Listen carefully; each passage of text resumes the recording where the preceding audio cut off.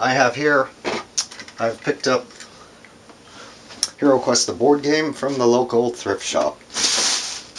Let's take it out of the bag.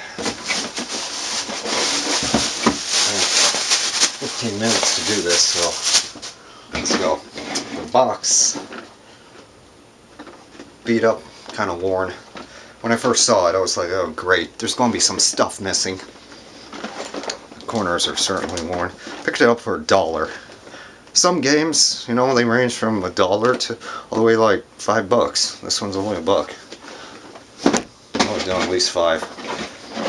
Anyways.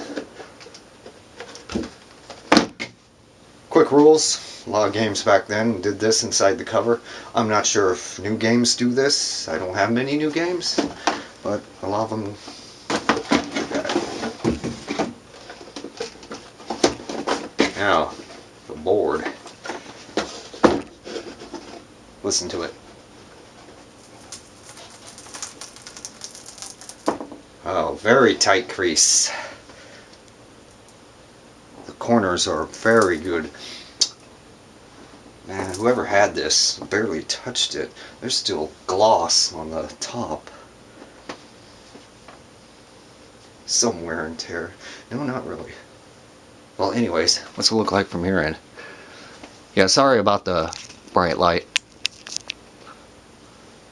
I got the light bulb is sitting real close, just off the camera's view. Adds to the effect. It's like a fireball or magical light source right that was casted right on the dungeon floor. Yeah, I like this board. This is one of my favorites of all time. I used to have this game when I was younger, but like everything else, tend to lose it or misplace it, or someone gets rid of it behind your back. All I have left from my original copy are the 6 white dice. So here we go. Let's put that there. Take it easy. Don't screw it up. Very nice DM screen. Can be used in other RPG games. Has the monster stats: goblins, skeletons, zombies, orcs, femurs, mummy, chaos warrior, and the gargoyle. There's also another one, which was that there's an evil wizard in there, but it's used to represent different characters, if I remember correctly. Overall, nice artwork. I liked it. Let's lift that up. Keep that in. Yeah. A lot of games, they have this plain white cardboard filler to prevent the board from bending from inside the box, but this one is like your own equipment shop. Weapons and armors that you can purchase with the gold. Whoa. HeroQuest books. And the instruction booklet. Yep. Once again, very good condition. Yeah, it's got a little bit of staining. Pretty common for books of this nature. Very nice and clean, no clutter. Easy to read and understand. The game was pretty simple. There was nothing hard about it at all. Hard part was trying to survive without dying once, going through all the missions. Character sheets, or the notepads. Look at that, it still has most of them. Most of these, they burned through them already. Oh, I'm going to have fun checking out what the previous owner wrote down. I wonder what kind of germs I just picked up. I guess that's why we wash our hands. Character cards, these are sweet. Okay, let me put these in front. Got the dwarf. Got the wizard. The elf. The barbarian. Very strong resemblance to Conan. Anyways, I was going to get to it. I think if I remember, the dwarf was good at disarming traps. These are all stereotypical characters, of course. The barbarian was good at combat, hand-to-hand melee, but had a weak willpower. Not good at defending against magic. Yeah, here we go. Mind points 2. That's bad. Body points, which are the health points of the game, 8. And the dwarf and the elf, of course, are a bit more balanced. The wizard is more heavy on mind points than combat. but you can get weapons to improve it. Okay, let's move on. Another, got the cards. Here's another one. I'll leave it there, no big deal. I think these were the character magic cards.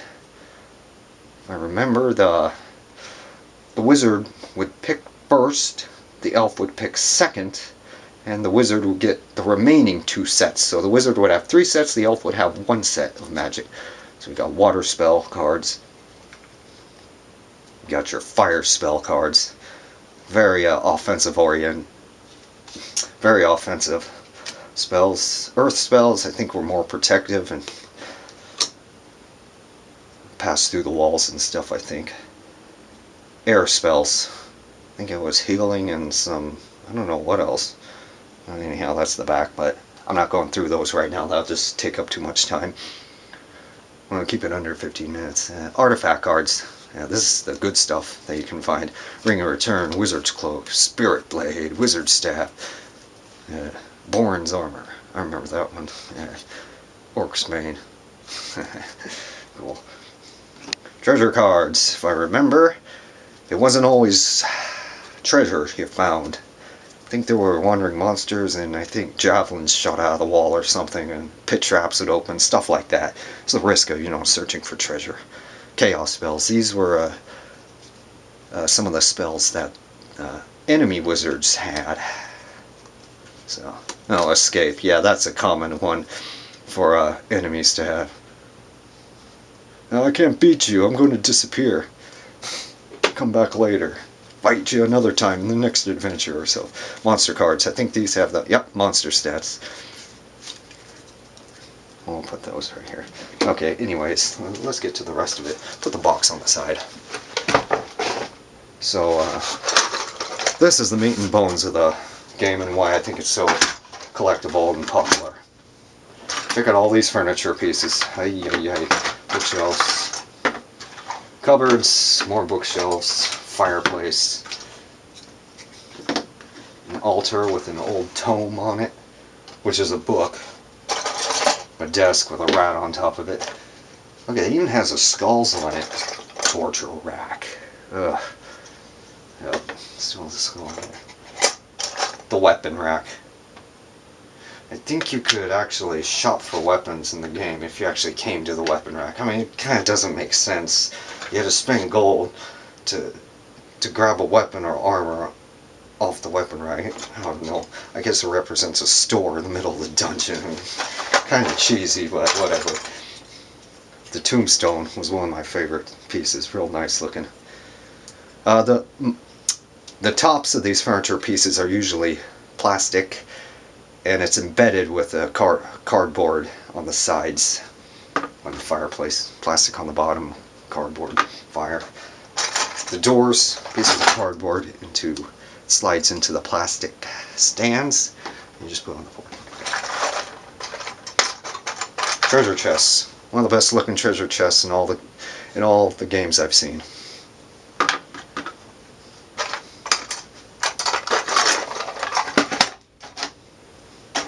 Now the miniatures. I collect some metallic figures in the same size, but these are plastic, of course. But skeleton looks like a Grim Reaper without the cloak. It has the skith on him, which is actually historically to cut grain.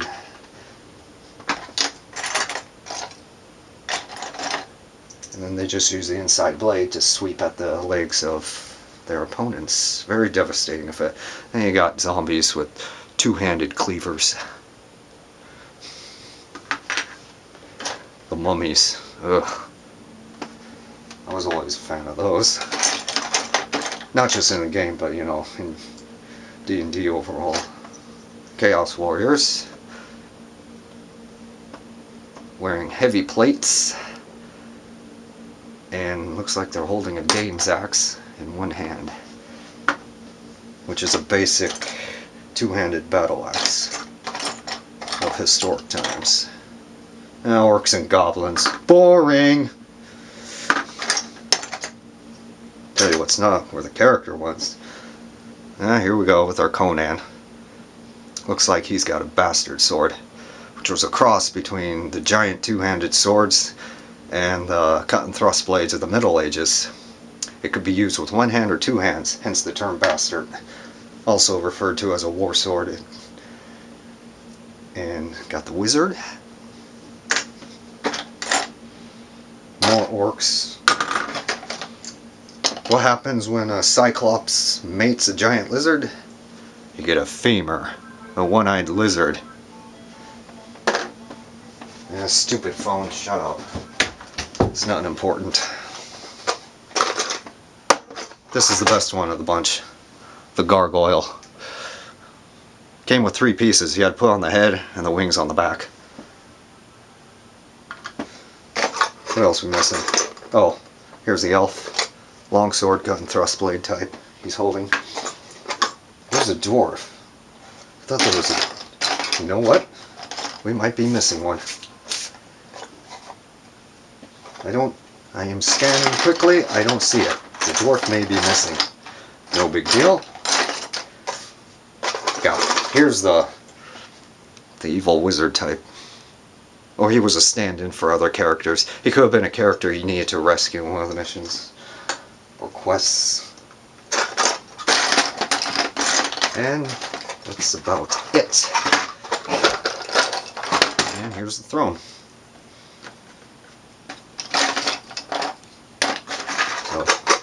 Oh, one last thing. We have our dice. I believe there should be 6 dice. There might be one loose in the box somewhere. I'll look for it later if it's there. If not, I just have 5 dice. I actually have